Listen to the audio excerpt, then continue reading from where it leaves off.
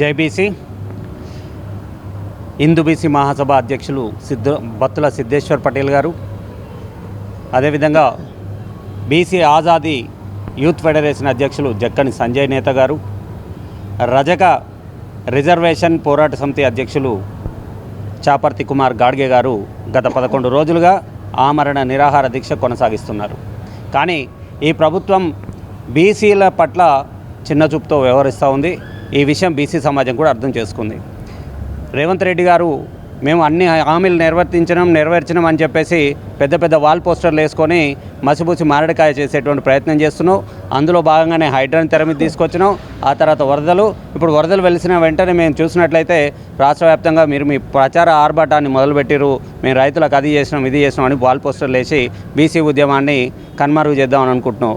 బిడ్డ, బీసీలు అంటే నివురుగప్పిన నిప్పులాంటి వాళ్ళు, సైలెంట్ రెవల్యూషన్ ఉంది.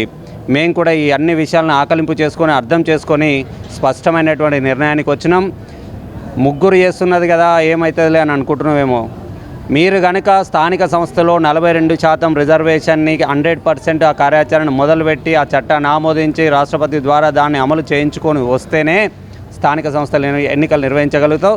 లేకపోతే రాష్ట్రంలో 42% ప్రతీకగా 42 మందిని ఆమరణ నిరాహార దీక్ష చేస్తామని గతంలోనే ప్రెస్ మీట్ పెట్టి మరీ చెప్పినా ఆ విషయాన్ని మర్చిపోవద్దు.